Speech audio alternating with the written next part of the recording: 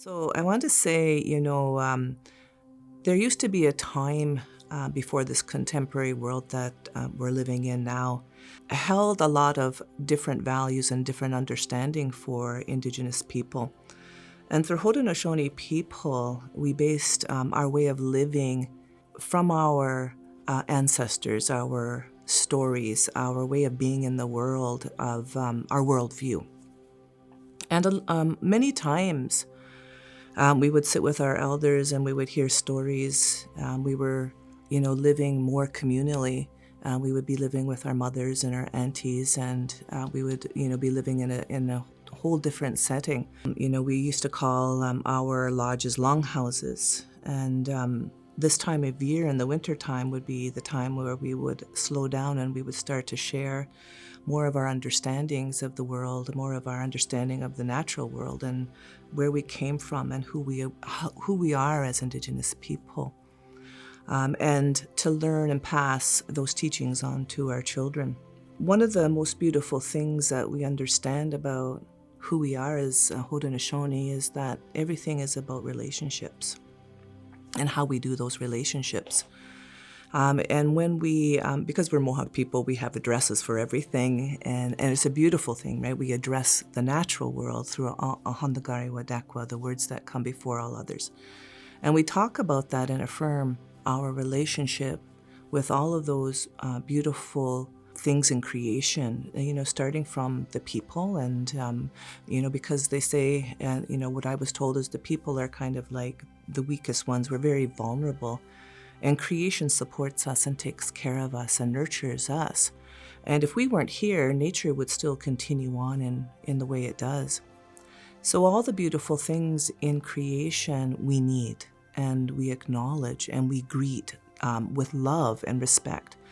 And we affirm in us that relationship. So, our relationship with Mother Earth. We talk about the things that we can do and that we can do for her, as well as all the things that she does for us, and they call those original instructions. In our original instructions, Creator said, all you have to do as human beings is just to be thankful. So, being thankful to the waters, being thankful to those beautiful trees, all those life-giving forces that sustain us as human beings is a big part of who we are. That is our worldview. That is our understanding in this world to help us navigate some of the difficulties, to know that we're never alone when we're moving about this world, and that we have a pathway and a destiny, that is for us to live out in this life. So when we think about this time, where we were given that original instruction, it was a time before colonization. It was a time before we had that interaction with the Europeans or with other people. We were just living on Turtle Island and living a life that was beautiful, living a life that had value and meaning, and living a life that had instructions on how we were to treat each other and how to be with each other. And one of the most beautiful things that we understand is that life is the most important thing that we can have. So everything that we did really promoted life. Our food was like medicine. Our relationships were loving and kind. When women became pregnant, that was like the most beautiful thing that a woman could do, other than being a woman, was to be able to give life. And when we weren't giving life, we were also creating life, a good life, helping our people in a good way to make sure that everybody was taken care of. So the way that we lived was a lot different than the way that we are living today in this contemporary life. And the impacts of colonization have filtered into our systems in a way that hasn't always been the best, and has been pretty hurtful at times for communities and people. And the way that we did things was really disrupted. But when we go back to that time, of that ancient wisdom and that way of being, It was rooted in love. It was rooted in community and taking care of each other. We had clan systems. We had a way of being that is still here today, but we're living a little more individualized in this life today. But back in the day, we shared so much. We shared our homes, our food, our ceremonies, our way of being in this world. And when we think about, that new life coming into this world, the whole community really celebrated that life. The whole community celebrated that newborn baby, and an address would be given. An address would be given to welcome that child into the world. The father would be there, the mother would be there. They say sometimes, when that new life comes in, that even our ancestors want to be present. And the room can be filled with light or blue light, right? They say that's the presence of our ancestors there, welcoming that new life into this world. And for Haudenosaunee people, we understand that we walk with one foot in spirit world. And we know that the earth holds our children. The faces of our own unborn children are in the earth, waiting for, that mother, waiting to choose that mother. And when that mother, is ready, she is doing everything to promote her health, everything to promote wellness. She's eating right. She's taking care of herself.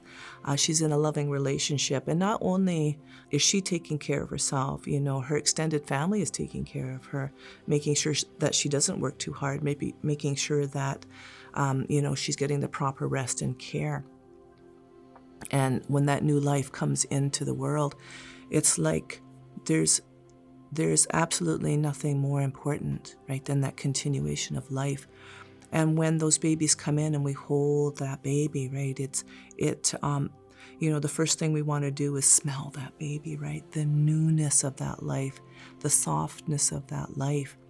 And it's not just for humans either. We see that in the natural world where, we take instruction from to how to take care of ourselves. But when, new puppies are born or new kitties are born, like the first thing we want to do is hold them and touch them and, cuddle them and stroke them and hold them close to us. And new life is like that. It's very vulnerable, so it needs to be taken care of. And we are just elated, when we can continue those cycles. So when we have those values and we have a way of being in this world, we know that all life is important, no matter how it comes into the world. And we had a way of living where we had our own doctors, our mediators, we had surgeons, we had people who knew how to use plant medicine. For Haudenosaunee, we had societies that really had a deep connection to the spiritual world. And, when we needed to be healed or when we needed to understand what was going on, often we would go to the societies to help us. So if a child came in to this world that might be different, right away we understand this is a good thing still. This is still a good thing, but we might not understand the needs of the child. We might not understand what's happening to the child. And our societies back then would have had that ancient knowledge to help us understand what needs to be done. How do we communicate what's happening? So we didn't have names like autism. We didn't have names like neurodivergent. We didn't have those types of labels that we use today for our children. Our children were accepted as the gift they were when they came into this world. And we didn't put terminology to it, but we knew that that child would forever be taken care of. That child would play with their siblings. They would be there in the longhouse. They would be welcome in ceremony. In every aspect of life, no matter what was happening with the child, they would never be isolated or removed from the community. They would always be a part of that. And just like any other child, we understand that they would come with gifts.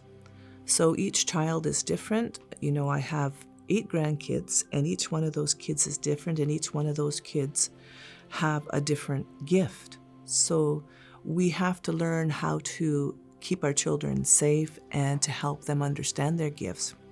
Back in that time, when we were very close to our dudas and our aunties, and, we were protected, we did things a lot differently.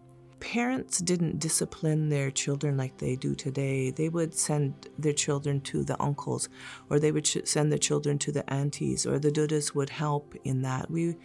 So the relationship between the child and the parents was always the best one possible. There were never hard feelings, so that we would have that harmony and that peace and that understanding. And the dudas, that's our grandparents. Raksata and Aksata, that's the male and female grandparents, would be there to really observe our children in a loving way and to cultivate their gifts that they came into this world with. So if they were different, they were different, and that was a good thing. And we would be able to observe them and help them understand where they were going in this world, help them understand to better that gift, to nurture that gift, because everybody needed that gift. The community needed that gift. The clan systems needed that gift. We needed a way to understand, though, what that gift would do. So it took time, right? We have to keep our children safe. We had to be with our children. And one of the beautiful things about being able to stay home, watch your children be raised, and to be near them is that you know them very well. And Haudenosaunee women were the closest to the children. They knew which ones were going to be chiefs, right? They knew which ones were going to be clan mothers. They knew which ones were going to be the basket weavers, the ones that were going to be the teachers or the instructors or the hunters, or the ones that were going to be able to uplift the community spiritually, and to be faith keepers and to have responsibilities in the longhouse. And when you spend time with your children like we did, all of those things became very apparent. And really all we did was have to keep our kids safe and watch them and help them discover themselves and build a relationship with themselves and nurture themselves. Make sure that they, were eating right, and that they were doing the things that were important for the gift that they brought into this world. So all of our babies that come into this world have gifts. We all have gifts. Some of us have more than one gift. Some of us are really good artists. Some of us are very good speakers. Some of us can put people together and make them laugh, tell stories. And this was the beautiful part of who we still are as Indigenous people on Turtle Island, is that we still have all those gifts that help us. And we are re-emerging ourselves through understanding these beautiful stories that come and share that wisdom about how we are as human beings and how we come into this world, and that we accept ourselves right away. We acknowledge that this is new life, and we acknowledge that we are different at times, that we may think differently, that we do things differently, and we have to spend the time and relate to each other to understand a little bit more on how that will unfold through our lives. And children who are a little bit different were seen in a very special way. They might have needed a little bit more. They might have needed more comfort. They might have needed different food or different medicines.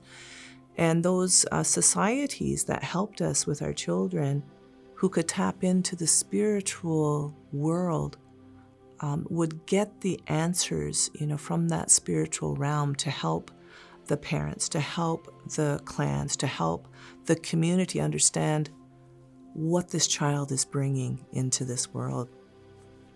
And I feel like, when we are around our children who think differently and who are, just living a different life than maybe what we are, is that there's an energy that they possess where that you want to be closer to them.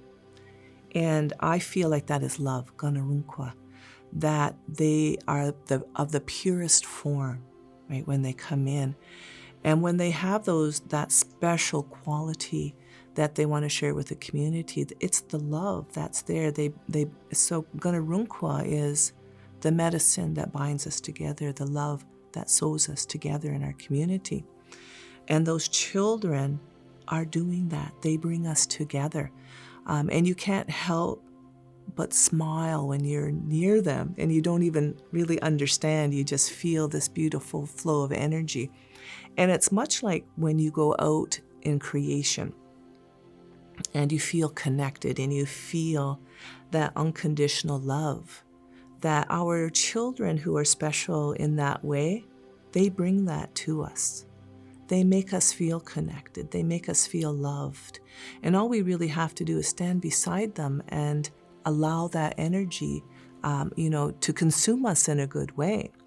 And it makes us smile and makes us want to be near them. And then we learn, from them, right? They teach us what it is that we need to know, what it is that we need to learn about their gifts and how they help the community. I feel that those children are almost like leaders in our community, because they're so closely related to that spiritual realm. They're more pure than most of our Indigenous people can be, and those special qualities make them so enamored in the community that they were a part of everything. They would have been a part of societies. They would have been a part of, being with children their age, being with people who would recognize the special quality that they bring and how to build that in a good way so that they would always be loved, and then they would share that with the community.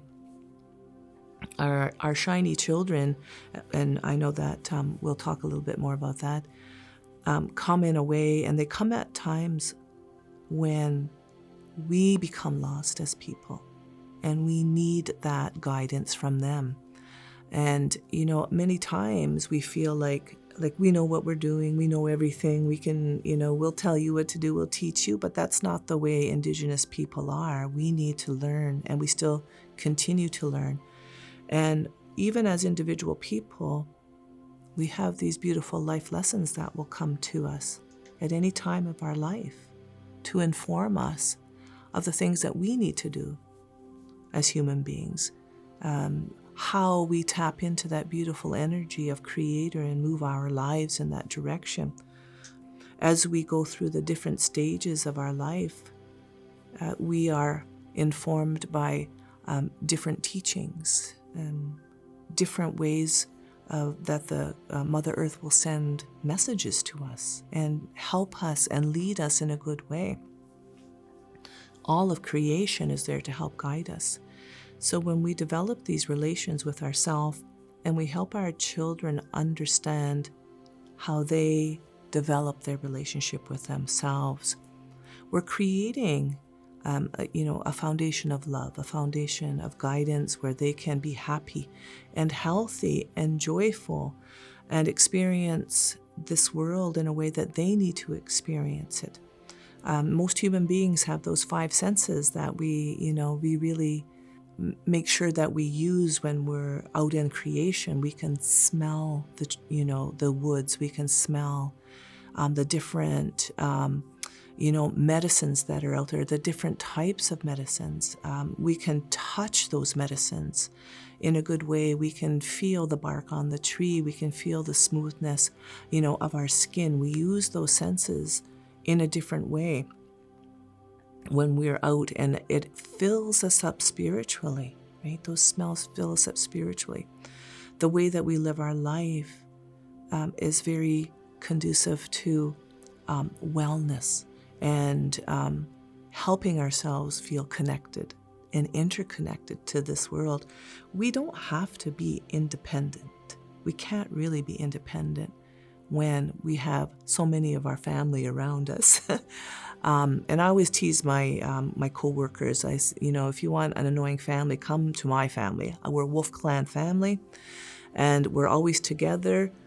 We only live, maybe a few, less than a mile from each other when we get together. We're laughing and, just when you observe wolves out in the natural world, we're not any different. They're howling, well, we're howling with laughter. We're helping each other find good pathways through this world and to be loving and kind. And when a child who is born into a clan, they will take on those characteristics of that clan. They will know who they are. They will know where they come from. They will know, how to be good helpers. That's one of the most beautiful things that we have, is to be good helpers, to love each other, to help guide each other, to have a strong family support system that informs us of how to be a good human being. And when we have the human beings do that, and which is reinforced then by creation, that reminds us, be thankful, be grateful, do ceremony. Then we reaffirm our own wellness, right? We feel so grounded and so connected in this world. So when we had that life, and then we didn't have that life for a long time. So with the impacts of colonization came a different mindset into how we see things and how we would label things and how we would talk about things. And the Western world, it wasn't very kind to Indigenous people on Turtle Island. And it took away a lot of that worldview. It took away a lot of our thinking and our interconnectedness and how we raise our children, and put in a different way of doing things. And we lost a lot of that traditional knowledge, or maybe not lost, but just set aside for the time being, because we experienced trauma on a scale where we're still recovering now. We are still recovering from that trauma. We are still moving through this life trying to really understand who we are as Indigenous people. And now we are reclaiming those values that I talked about. We are reclaiming our way of being in life that was so rooted in that ancient wisdom, so rooted in our traditional teachings and how we came to be here as Indigenous people. And to understand those relationships and how to nurture those relationships. So when we were, traumatized by those first impacts, right, the death of our people through disease, we're still recovering from that. That grief is still trickling through our communities because the loss was so huge that we couldn't recover fast enough. And then the next phase of trauma came in with the wars. The next phase came in, when our children were taken out of our communities and put in residential care. Those layers of trauma and the continuation of trauma buried some of our knowledge. It made us kind of forget because we're in a healing stage now. And we needed the Western philosophy only in a way to help us understand the direction that we needed to go to reclaim our indigeneity. And we are still doing that, right? Okay, we're still understanding our healing. We're still understanding that we have to have a relationship in this world with the Western world, and we can do that in a good way still. So as we look at the Western influences that have impacted us, some of those things have really been very difficult for us, and we're still healing from a lot of the trauma that we've experienced. And that Western world still offers some good things. When we're hurt, we can go to a hospital. When we need medicine, we can, see a doctor. I still use a doctor, but I also am looking and exploring more my traditional medicines that we have had and always have had, and that building a relationship with the plant life in this world is different than if we were to go to a pharmacy or to go to a hospital. There's a spiritual element that we talk about when we're Indigenous people, spiritual element that belongs in those plants, in the trees, in our Mother Earth, in the water. All those things have spirit. And life is holistic in nature, and that's what we understand. And we're getting back to really understanding ourselves and understanding ourselves a little more holistically and what that spirit needs. And Western influence, we have to understand it's a different way of thinking. It's a different mindset that doesn't always incorporate that spiritual nature, that spiritual part of us. And so when we get into, labeling or talking about mental health in a different way where, we're telling a child that they're autistic, or we're telling a child that somehow the message really is that they are in deficit. And that is something I feel that we never did and never will do as Indigenous people. We knew that that child would be needed always, that right away, that's new life. We accepted that child into this world, and that child was going to teach us how the things that we needed to know to give to that child, to help that child grow and to develop. So today, we are still working in partnership, and those things are good because our people are still suffering. Our people are still looking and trying to figure their lives out. And often when a child comes into their life that has bigger needs, we look to other people to help us understand the needs of the child. How to be a good parent, how to do better parenting, how to, make nutritious meals. Those are all part of the things that go to helping a child develop and go through those stages of life. The Western way, we say, is just a part-time experience where we're supposed to walk across, as Haudenosaunee, we kind of walk across into their world, their ship, and we bring back things that maybe are going to help us. And when we understand that philosophy, we understand we're following a two-row wampum experience. And that two-row wampum knows that as Indigenous people, we've always had a way of life. We've always had a worldview. We've had our own laws, our own way of being in this world, our own way of seeing things and understanding the spiritual aspects of life. And as we have all of those things, we put those in that canoe and we move down that river of life. And we live our life that way. And we also know, too, that Western world has that beautiful ship. It's over there. They have all their laws and customs, all their way of being in this world that they know and that they do and that were given to them. Understanding that two-row wampum, and this bracelet, actually, I don't know if you can see it, is the gaswenta. This is the way the two-row wampum looks, right? You have two very distinct purple rows. One is for the Haudenosaunee people who have their canoe, and the other row is for the Western world that has their ships. And in between are those beads. There's 3 beads, right? Peace, friendship, and respect. And those beads help us to navigate the relationship. That in any relationship, we have to have those 3 qualities. We have to have friendship, we have to have the peace between us, and we have to have respect. So we are moving in this world in a way that we can still manage to have the ancient wisdom in this contemporary life, but we also can have those beautiful relationships in the Western world. But we also know where we stand and who we are.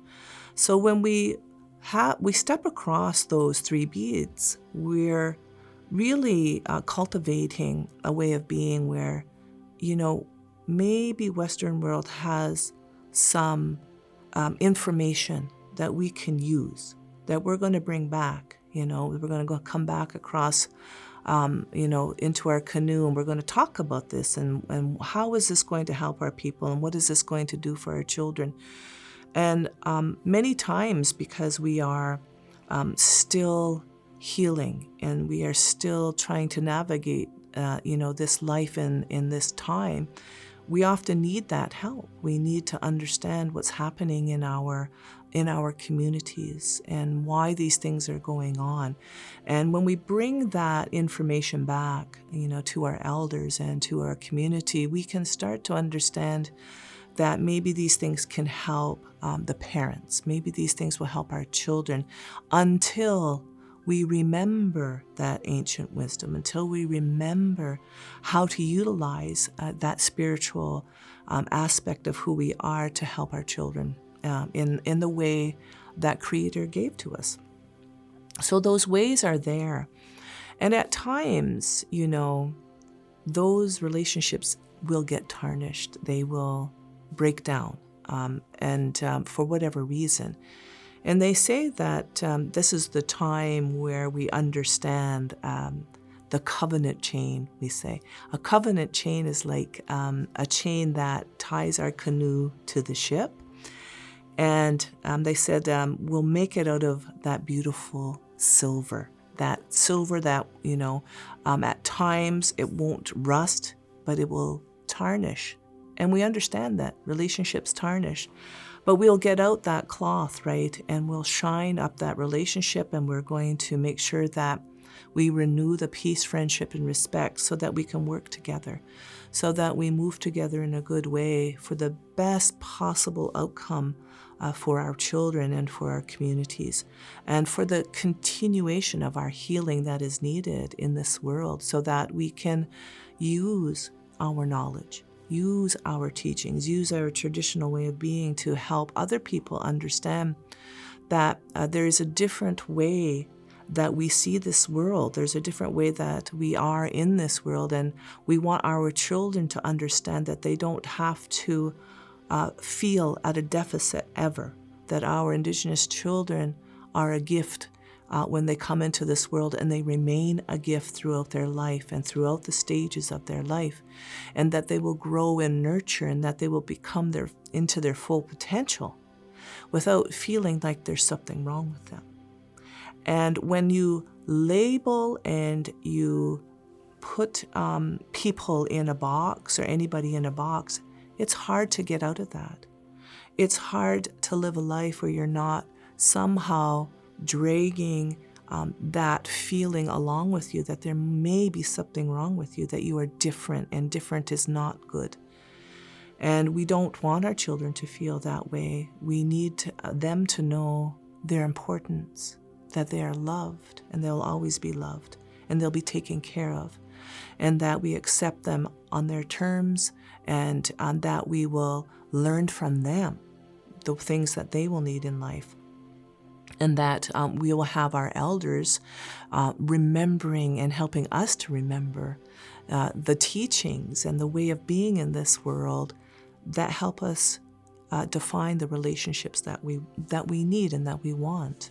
Our relationship with the natural world, our relationship with each other, our relationship with the Western world, and how we can do that without losing who we are as Indigenous people, without losing that knowledge and that way of being, that we can still live a beautiful life in this contemporary world, that we can still celebrate our children for the precious gifts that they are, for all of their gifts that they bring, for the way that they will want to live in this world, and the way that they are in this world.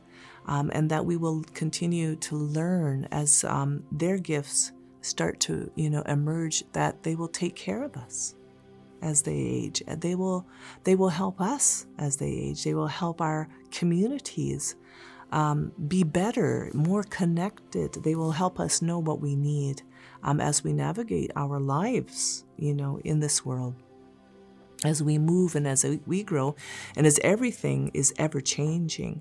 Those special gifts are going to be needed, maybe to help us move through grief, maybe to help us continue, right, into the next generations of this life, where we can live more freely, where we can connect more deeply, with who we are as Indigenous people, and that we can stand strong like our ancestors did, and know that our ancestors are still guiding us, still being present in our lives, and that we can tap into them anytime we need to. They're right beside us at all times. We don't have that understanding of they're back there in the past. We are a living expression of our ancestors, and we are doing the best that we can as we move through our healing experience. And for me, to be here, to be able to talk, to be able to leave some form of knowledge, some form of understanding, is the most important thing that I can do for those next generations, those 7 generations. The faces yet to come, the faces yet of our unborn children that are lying in the earth, waiting for that mother. Life will continue, but life will continue to change. And we need each other to help us move in a good way. And we need to help the Western world understand that we see things differently. And that's not a bad thing, that's a good thing. That we need to help them understand a way of life and a way of being in this world is firmly rooted in who we are as Indigenous people. But that we can work together to bring that understanding to each other in a way that even helps them, that helps the Western world to live a better life, to love their children more, to understand, the preciousness of those children as they come into this world, and to help give them the best foundation possible to live a good life and a beautiful life. So that 7-generation teaching, it doesn't exclude anybody. It doesn't exclude any child. Anything that I do in this life will impact about 210 years ahead of me, right? When I'm gone from this world, what I have done will still impact their lives. So I have to think about that, in my own way of understanding and way of knowing that be careful what you do, Think about what you're doing, how you're doing it.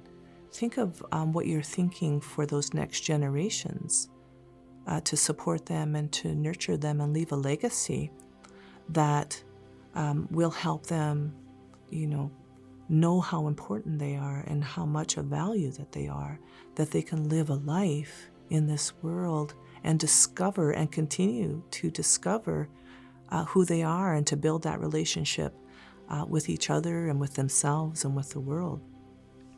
So as we continue to learn, we know that learning is lifelong, and it's different sometimes than going to school, that there's a different way that we learn as Indigenous people about ourselves, about our way of being in this world. And we learn that through oral tradition and talking, such as I'm doing now, and just having that conversation about where we came from and how do we carry those, teachings that we have that are so important for Haudenosaunee people. It's Skuna, Gatsastansara, and Gatnigorio, the peace that we have in our heart, the way our health is in this world, and the way that our mind thinks in a good way.